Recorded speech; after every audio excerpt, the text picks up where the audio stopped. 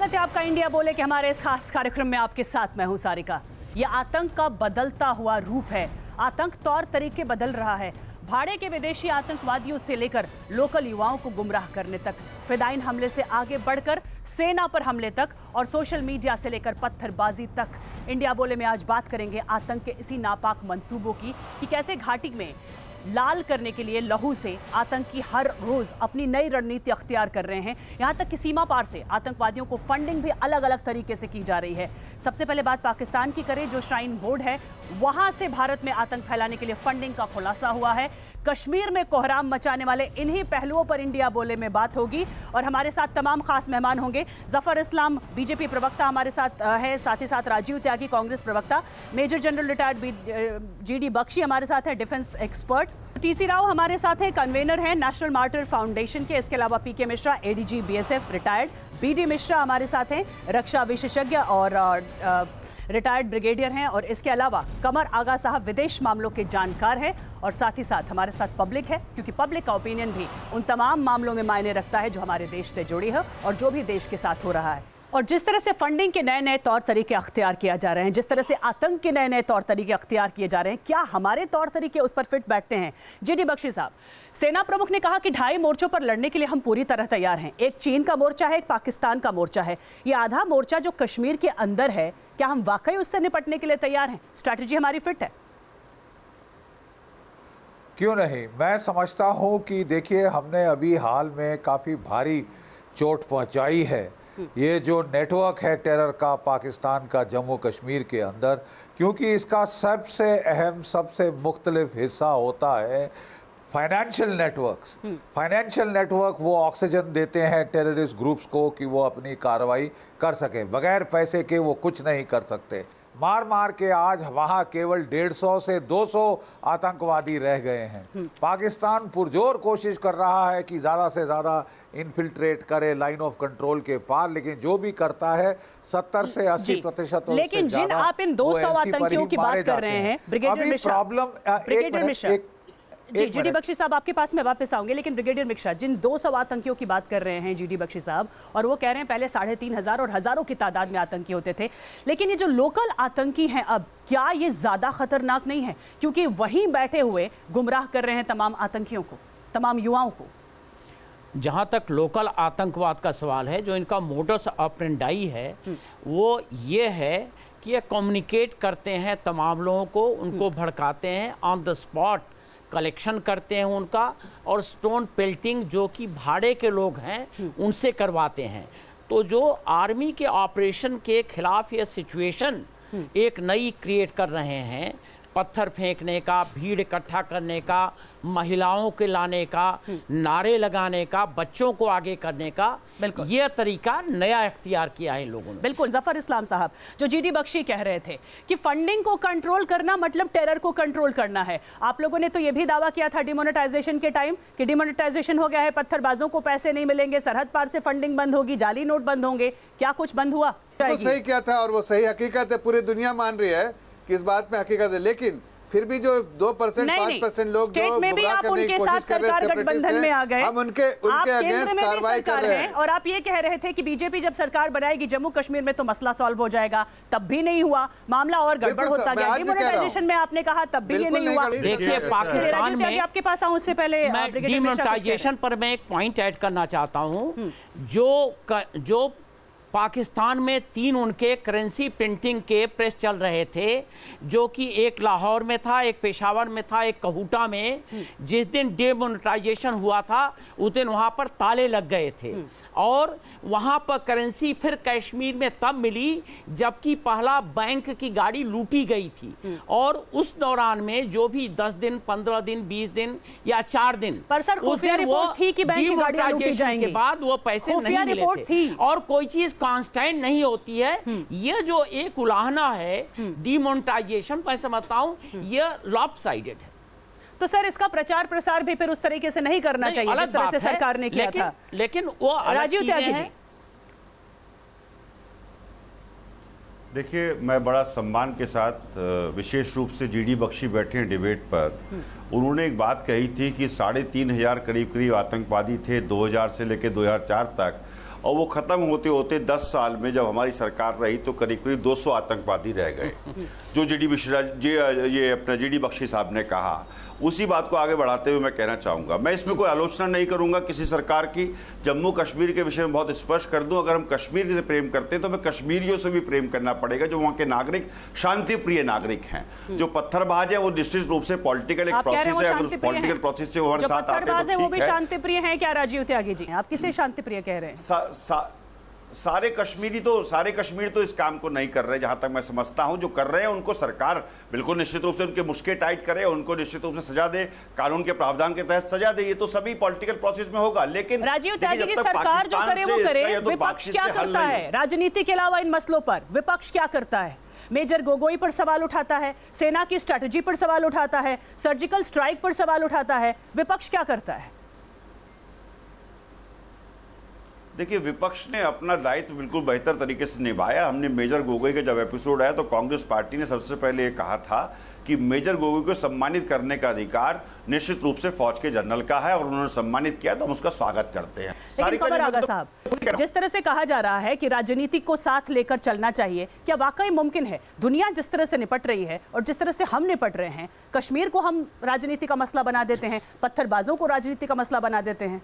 नहीं, 2-3 चीज़ हैं सारिका। पहली बात तो ये कि नेशनल इश्यूज कोई भी हो, चाहे कश्मीर का हो या सुरक्षा का हो, इन सेना से जुड़ा हुआ हो, इस पर राजनीति नहीं होनी चाहिए और होनी भी नहीं चाहिए। पहले भी नहीं होती थी, अभी भी नहीं होनी चाहिए।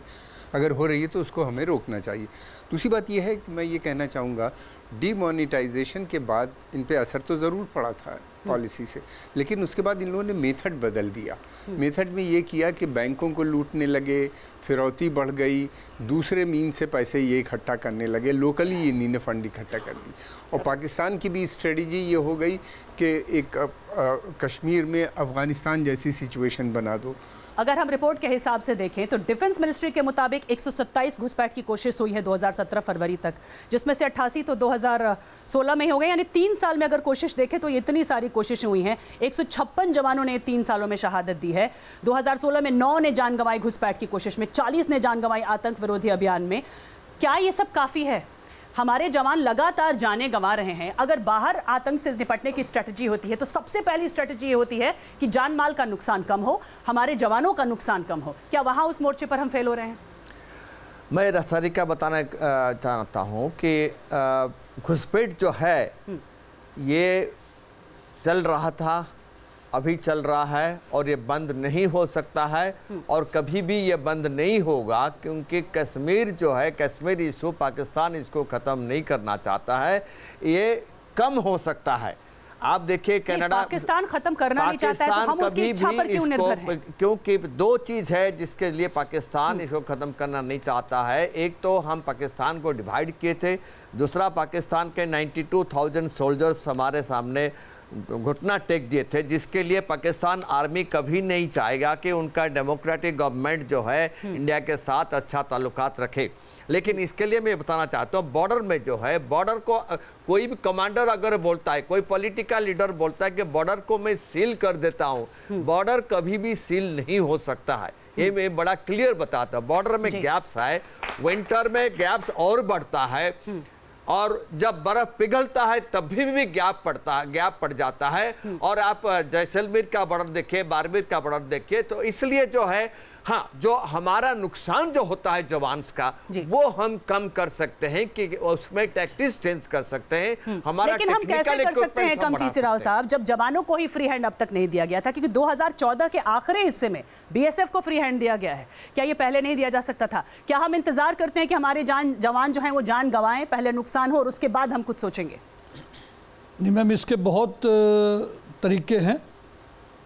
एक मेजर साहब ने अपने खुद का माइंड यूज करके टैक्टिकल चेंज और किया। उसने एक उग्रवादी को सामने जीप पे बिठाया, लोगों ने उसको क्रिटिसाइज किया। मैं बहुत खुश हूँ कि जनरल विपिन रावत ने उनको कॉम्बिनेशन दिया है, सीओएस कॉम्बिनेशन कार्ड दिया है। ऐसे ही कमांडर्स को हमारे को अगर वहां पे जब रणनीति आतंक बदल रहा है तो क्या हमें डिफेंस की रणनीति नहीं बदलनी होगी? बिल्कुल बिल्कुल, मैं कहा ना, हमारा हमेशा ऑफेंसिव डिफेंस होना चाहिए, जो कि डिफेंसिव ऑफेंस रहता है आज तक। हम संयमित रहते हैं, हम बचाव की स्ट्रेटेजी करते हैं। क्या इससे आगे बढ़ने की जरूरत नहीं जो है? पीछे जो भी हमारी आर्मी ने वॉयलेशन जो हुए, सीज फायर वॉयलेशन है, उसका जवाब दिया, हमारे आर्टिलरी गन्स ने उनके बंकर्स ध्वस्त किए हैं। ऐसे ही आने वाले समय भी अगर चलता रहेगा तो मैं नहीं समझता किसी उग्रवादी की हिम्मत पड़ेगी इंडिया में एंटर करने की। कमी जरूर आएगी इसके अंदर। तो आतंक तेजी से अपनी स्ट्रेटेजी बदल रहा है, ये तो हम जानते हैं। अब लोन वोल्फ अटैक हो रहे हैं, फिदाइन हमलों से आगे बात बढ़ गई है। हथौड़े का कहीं इस्तेमाल हो रहा है, कहीं ट्रक का इस्तेमाल हो रहा है। हम अपनी स्ट्रेटेजी कैसे बदल सकते हैं, या हम अभी अपनी स्ट्रेटेजी में बहुत पीछे हैं? इस पर बात करेंगे। जी बख्शी साहब, वैसे क्या लगता है, कश्मीर में अभी भी हम सही लड़ाई लड़ रहे हैं या लड़ाई हमारी गलत जगह पर हो रही है? कि लड़ाई का पैंतरा आपको बदली करना पड़ेगा। आपको पॉपुलेशन कंट्रोल पे ज्यादा जोर देना पड़ेगा, आपको प्रोएक्टिव मेजर्स पे ज्यादा जोर देना पड़ेगा। लाइन ऑफ कंट्रोल के पार हमको रिएक्टिव होने के बजाय आक्रामक रुख अख्तियार करना पड़ेगा। इस पर आपसे आगे राय जानेंगे, लेकिन जनता से राय जाननी जरूरी है और बहुत सारे सवाल हैं आप लोगों के पास। जी मैं अभी जैसे टीसी राव साहब ने कहा ऑफेंसिव, मैं ये कहना चाहूँगा कि attack is the best form of defence. दूसरा, मैं पाक को एक संदेश, क्योंकि मैं कवि हूँ तो कविता के रूप में देना चाहूँगा। छोटी सी कविता है कि घाटी में पत्थर फेंकवाना बस इतनी औकात तेरी, संपूर्ण विश्व में कोई नहीं अब सुनना चाहता बात तेरी। भारत तो उगता सूरज है, सबको उजियारा देता है, हरकतें बंद अपनी कर दे, वरना अब काली रात तेरी, वरना अब काली रात तेरी।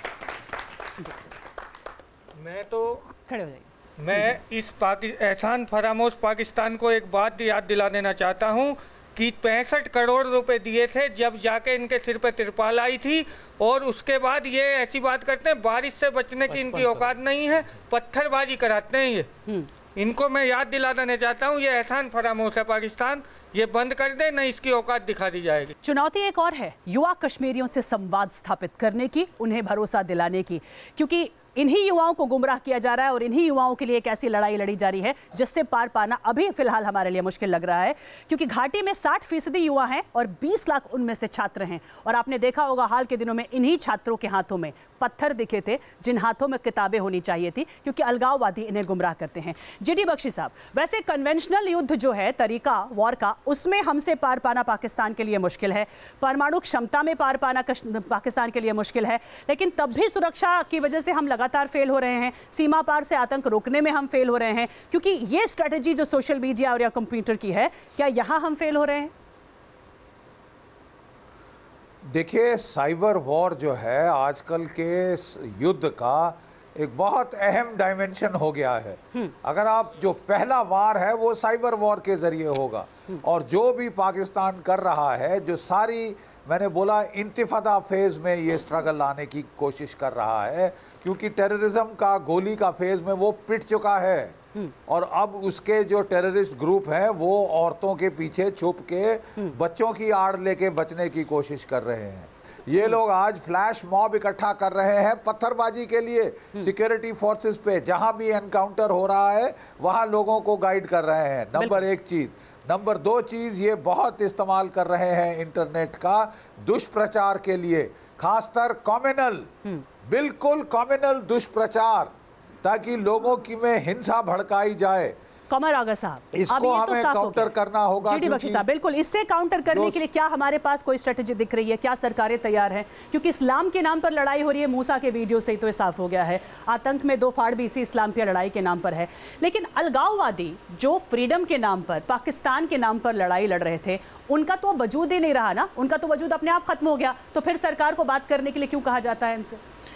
नहीं, सरकार का तो मानना बेसिकली इस समय जो इनकी लाइन है वो तो इनका मानना ये है कि वहाँ पे ये अलगाववादी या कट्टरपंथी जो संस्थाएं हैं, धार्मिक संस्थाएं, ख़ासतौर से जमात इस्लामी जम्मू एंड कश्मीर की, उनको तो ये मानते हैं कि ये पार्ट ऑफ द प्रॉब्लम है, इसलिए उनसे बात करने की अभी तक तो कोई संकेत मिला नहीं है। हाँ, लेकिन महबूबा मुफ्ती जब आई थी प्रधानमंत्री के पास और उन्होंने अलगाववादियों से बात करने की रिक्वेस्ट की उनसे, हाँ, लेकिन उसको मना कर दिया गया। क्यों इन अलगाववादियों से बात किया जाए जब लड़ाई का तरीका और प्रोपेगेंडा ही बदल गया है कश्मीर? देखिए, पिछले बहुत सालों से ये चल रहा थे टैक्टिक्स कि पाकिस्तान, क्या माना जाए कि अलगाववादी अपनी ही मौत मर गए इस्लाम की लड़ाई के नाम पर? हाँ, अब काफ़ी कमज़ोर हो गए हैं, एक नया तरीका है, लेकिन अभी उनका वो वहाँ पे हैं जमे हुए, ऐसी बात नहीं है। इनके पास कितना पैसा देखिए अभी निकल रहा है, रेट्स जो हो रहे हैं उसके से लगता है कि ये काफ़ी इनकी पेंट है वहाँ पे। फंडिंग भी इनके पास बनी हुई है, सब कुछ है, लेकिन ये है कि इनकी ज़रूरत नई स्ट्रेटजी जो है पाकिस्तान की, उसमें इनकी स्ट्रेटजी, उसमें इनकी कोई ज़्यादा बहुत बड़ा रोल नज़र नहीं आता। उसमें नई स्ट्रेटेजी तो बदल रहा है आतंक, लेकिन हमारी सरकारों की स्ट्रेटेजी वही पुरानी होती है। एक हमला होता है, हम नाराजगी दिखाते हैं, निंदा करते हैं, बातचीत बंद करते हैं, फिर बातचीत की टेबल पर आ जाते हैं। हर बार यही हो जाता है, हर बार बात बंद करते हैं, फिर से बात शुरू करने के लिए। क्या यही स्ट्रेटेजी आपकी सरकार भी आगे अपनाने वाली है? बिल्कुल नहीं, हमारी strategy time to time change होती जा रही है और उसके स्ट्रेटेजी के जो जिस तरह से एक्शन उस स्ट्रेटेजी के बेसिस पे लिया जा रहा है वो भी लोगों को दिख रहा है। आज से पहले बताइए किन सरकारों ने अलगाववादियों पर और सेपरेटिस्ट फोर्सेस पे और पे कार्रवाई की थी? किसी ने नहीं की थी। सख्ती से बरता जा रहा है। सख्ती से पाकिस्तान से क्यों नहीं निपटते? टेररिस्ट स्टेट घोषित करने में कितना वक्त लगता है? देखिए, जहां तक पाकिस्तान का सवाल है टेररिस्ट स्टेट डिक्लेयर करने का, ये अगर आइसोलेशन में हम यहाँ पर अपने पार्लियामेंट में डिक्लेयर कर दें, उसका इम्पैक्ट लिमिटेड होगा। भारत के प्रधानमंत्री बार बार इस कोशिश में कर रहे हैं, हर प्लेटफॉर्म से बात करते हैं, हाँ। पाकिस्तान के जो को एक्सपोज करते हैं। और देखिए आज राजनीति आपका साथ नहीं देती है। राजीव त्यागी जी, सरकार कोशिश कर रही है, आप लोग साथ नहीं दे रहे हैं, स्ट्रेटेजी को फेल कर रहे हैं बार बार अपने राजनीति के लिए। सत्ता पक्ष के पास सारे संवैधानिक अधिकार हैं और पूर्ण बहुमत की सरकार 89 के बाद से है। 89 में लास्ट सरकार थी पूर्ण बहुमत की संसद में। देखिए, कश्मीर में 89, 90, 91 का जो दौर था वो बहुत भयावह दौर था। उसी में आतंकवाद परवान पे चढ़ा था और जब हमने एक राजनेता की बेटी के लिए आतंकवादी को छोड़ने का काम किया था और हमने जब देखा कि अटल बिहारी वाजपेयी की सरकार आतंकवादियों को कंधार छोड़ के आई थी, तो वो निश्चित रूप से हमारी सॉफ्ट क्या नाम उसका लड़ाई थी टेरर के विरुद्ध। मैं ये मानता हूं, व्यक्तिगत रूप से भी मानता हूं और बहुत स्पष्ट कह देना चाहता हूं, टेरर से कोई भी किसी प्रकार का समझौता नहीं हो सकता। कल को हो सकता है कि मेरे या मेरे परिवार के विरुद्ध। एक बात बताइए राजीव त्यागी जी, फ्रांस के राष्ट्रपति ने पेरिस हमले के बाद युद्ध करार दिया इस हमले को, और उसके बाद आईएस के ठिकानों पर बमबारी शुरू कर दी। एकजुट हो गया पूरा का पूरा देश। युद्ध का मतलब होता है एकजुट होना। क्या अगर युद्ध छेड़ती है आतंक के खिलाफ सरकार, आप लोग एकजुट होंगे? क्या अपने सवालों के तीरों से हमले नहीं करेंगे सरकार पर? ये सारिका जी, मैं आपको बहुत ज़हीन और बेहतर पत्रकार मानता हूं। ये सवाल आपका सत्ता पक्ष से पहले होना चाहिए था। क्या वो युद्ध छेड़ेगी पाकिस्तान के विरुद्ध? आप लोग साथ देंगे? आप अपनी बात तो पूरा हर देश का हर नागरिक, देश का हर नागरिक हमने तो सर्जिकल स्ट्राइक किया था राजीव त्यागी जी, और पहले भी खड़े हुए हैं। सर्जिकल स्ट्राइक किया, आपको तकलीफ हुई, पूरा देश एक साथ खड़ा हुआ था। कि सर्जिकल स्ट्राइक किया ही नहीं है। 99 में पूरा देश एक साथ खड़ा हुआ था। लेकिन जफर साहब बीच में नहीं बोल रहा था, आपके बीच में नहीं बोल रहा था। आपसे प्रार्थना कि आप बीच में ना बोले। बात का जवाब दे दीजिए। आप सत्ता पक्ष के बारे में बात कर रहे हैं, सरकार से सवाल तो पूछा जाएगा। 880 बार आतंकवादी घटना 3 साल में हो चुकी है, क्यों हो चुकी, सरकार बताए। 1349 बार सीमाओं का अतिक्रमण, सीजफायर वायलेशन करके पाकिस्तान कर चुका है, क्यों कर चुका है, ये बताए सरकार। ब्रिगेडियर मिश्रा, लेकिन जिस तरह से ये बात हो रही है कि सियासत की वजह से क्या ये सारे मौके मिल जाते हैं और सियासत यहाँ पर होने लगती है और वहाँ जो राजनीतिक जमीन है उस पर कब्जा अलगाववादियों और उग्रवादियों का हो जाता है, इसमें कोई शक नहीं है। सियासत यहाँ पर भी हो रही, देश में भी हो रही है, सेंटर के पॉलिटिशियंस कर रहे हैं, और कश्मीर में और कश्मीर में जो सियासत हो रही है उससे डायरेक्ट बढ़ावा मिल रहा है। आतंकवाद को डायरेक्ट बढ़ावा मिल रहा है उससे। और मैं कहना यह चाहता हूं कि आज के दिन में जो वहां का आर्मी का रोल है, आपको मालूम होना चाहिए कि रमजान के महीने में सबसे ज्यादा इफ्तार का सलूक आर्मी करती है। वहां पर कारपोरेट हाउसेस की भर्ती के लिए आर्मी उनको प्रोटेक्शन देती है। वहां आर्मी के रिक्रूटमेंट के लिए हजारों नौजवान आते हैं, वहां पर पुलिस के रिक्रूटमेंट के लिए आर्मी प्रोटेक्शन देती है, हजारों नौजवान आते हैं, लेकिन उसको बिगाड़ने वाला कौन है? सियासत, राजनीति है। बिल्कुल। पीके मिश्रा साहब, क्या यहाँ पर कहा जाए कि सियासत ही जो है वो ज़मीन मुहैया कर रही है और जो लड़ाई बदल गई है कश्मीर की उसे हम नहीं देख पा रहे? क्योंकि पहले ये कश्मीरियत के नाम पर लड़ाई लड़ते थे, लेकिन अब कश्मीरियत कहाँ है? जब उमर फयाज जैसा लेफ्टिनेंट मारा जाता है तब अलगाववादियों की एक भी आवाज़ नहीं निकल जाती है। क्या वो कश्मीरी नहीं थे? बैंक लूटा जाता है, जिन बैंक कर्मियों को मारा जाता है वो भी तो कश्मीरी हैं, जिन पुलिस वालों को मारा जाता है वो भी तो कश्मीरी हैं। तो फिर कश्मीरियत के नाम पर वहाँ आवाज़ नहीं उठती है। और रमजान के महीने में, बिल्कुल रमजान के महीने में इस तरह के हमले होते हैं। बिल्कुल, ये आपके साथ सारिका मैं मानता हूं, क्योंकि एक चीज है, जितना रेडिकलाइजेशन अभी कश्मीर में हुआ है, हम पहले तो कश्मीरियत के ऊपर लड़ाई लड़ रहे थे, लेकिन अटल बिहारी वाजपेयी जी का टाइम देखिए, जब उन्होंने कश्मीरियत और वहाँ पर लड़ाई लड़ रहे थे। लेकिन एक चीज़ मैं बता, जो अलगाववादियों अभी जो वो डाउन चले गए, अब जो है रेडिकल्स जो हैं अब ये ऊपर उठ के आए हुए। ये रेडिकलिज्म जो है आया वहां पर बुरहान वानी के बाद इस रेडिकलिज्म को खत्म करने के लिए यूथ कंटैक्ट हमको करना चाहिए। जो यूथ हमसे दूर चले गए हैं, मैं महबूबा मुफ्ती जी से अनुरोध करता हूं कि उनका जो था, उनका पर्टिकुलरली पीडीपी का जो कंटैक्ट था यूथ के साथ, वो बिल्कुल दूर हो चुका है।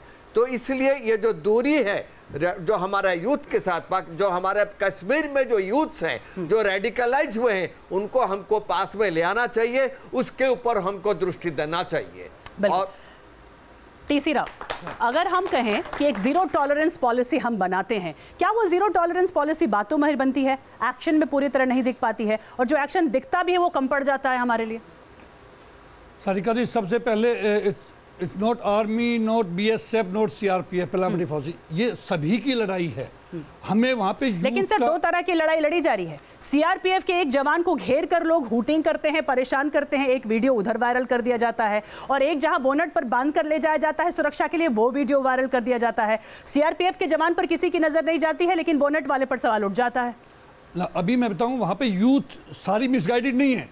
आपने पीछे देखा होगा, बुरहान वानी के बाद में यूथ सड़क पे आई है। क्यों आई है? उनके कॉलेजेस में, स्कूल्स में उनके डायरेक्टर्स, उनके प्रिंसिपल, उनके टीचर्स, क्या उनकी जिम्मेदारी नहीं बनती है कि बच्चों को देश के बारे में, देशभक्ति बारे में कुछ बताएं? हमें वहाँ पे जब बोल तो दिया कि भाई व्हाट्सएप ग्रुप हमने डिटेक्ट कर लिए, सर्वेलेंस में है, उनके फेसबुक सर्वेलेंस में, व्हाट्सएप ग्रुप सर्वेलेंस में, टेलीफोन सर्वेलेंस में, पर हमारे पास लेजिस्लेशन क्या है? अगर पकड़े भी जाएंगे तो वो हम कितना उनको पर एक्शन लेते हैं। काउंटर टेरर स्ट्रेटजी का ये बदला रूप था, और हमने ये बताया कि संयम नहीं है, एक्शन लेने का वक्त है, आतंक के खिलाफ लड़ाई लड़नी है। लेकिन क्या हम ये अकेले लड़ाई लड़ सकते हैं? जीटी बख्शी साहब, देखिए, हम जो है अमेरिका के दबाव में आके 26/11 के बाद हमने अपना हाथ रोका। हमने पाकिस्तान पे पलटवार नहीं किया, क्योंकि CIA और अमेरिका नहीं चाहता था कि जो अफगानिस्तान में वो लड़ाई पाकिस्तान उसके लिए लड़ रहा है उसमें कोई दखल अंदाजी हो। फिर वही हालत आ गई है। आपको पाकिस्तान के लिए कीमत बढ़ानी होगी, अमेरिका का दबाव और हमले का इंतजार नहीं करना होगा। कमर आगा साहब, लेकिन जिस कूटनीतिक मोर्चे की बात जीडी बख्शी साहब कर रहे हैं, उस कूटनीति की दुनिया में ना कोई परमानेंट दोस्त होता है, ना कोई परमानेंट दुश्मन होता है। जब रूस और चीन पाकिस्तान के नजदीक जा रहे हैं और अमेरिका अपनी खुद की लड़ाई में उलझा है और अपने स्वार्थ से परे नहीं देखता है, क्या हमें यूरोपीय देशों के नजदीक ज्यादा नहीं जाना चाहिए, जो खुद टेरर से पीड़ित है और शायद हमारा दर्द बेहतर समझ सकते हैं और साथ भी दे सकते हैं? ये देखिए सारिका, कई चीज़ें हैं, कई लेवल पे लड़ाई लड़ी जाती है। हमने यूरोप के साथ जाके बात की, यूरोप के देशों में भी प्रधानमंत्री अभी गए थे 4 देशों में, तो उन्हीं ने दौरा किया जहाँ पे उनको बहुत अच्छा रिस्पांस मिला। स्ट्रॉन्ग मैसेज और स्ट्रॉन्ग एक्शन है, हम पूरी तरह से दे पा रहे हैं या अभी तर्कश से तीर निकालने बाकी हैं कुछ? सरकार जो है वो डिसिसिव है, ये डिसीजन लेना जानती है, और कब किस वक्त कैसे डिसीजन लेना है सरकार को बहुत अच्छे से मालूम है। और ये भी कह रहा हूँ कि कश्मीर का समाधान अगर कोई सरकार निकाल सकती तो सिर्फ यही सरकार, इसलिए कि सरकार को मालूम है कि देश के हित में है कश्मीर का मसला सुलझाना। राजीव त्यागी जी कुछ कहना चाहते हैं? जीडी बख्शी साहब ने बिल्कुल बेहतर बात कही है और सही बात कही है कि निश्चित रूप से अमेरिका को लेकर के सरकार को अपनी नीति स्पष्ट करनी होगी। दूसरे देशों में जब आतंकी हमले होते हैं तो अफरा तफरी नहीं मचती है, कोई हड़बड़ी नहीं दिखती है, आराम से इसको पहले डील किया जाता है और उसके बाद काउंटर टेरर स्ट्रेटजी बनती है, सुरक्षा की स्ट्रेटजी बनती है। क्या उसी तरह की स्ट्रेटजी हमें अपनाने की जरूरत नहीं है? आतंक के पुराने तौर तरीकों को बदलने की जरूरत है। इंडिया बोले में फिलहाल इतना है।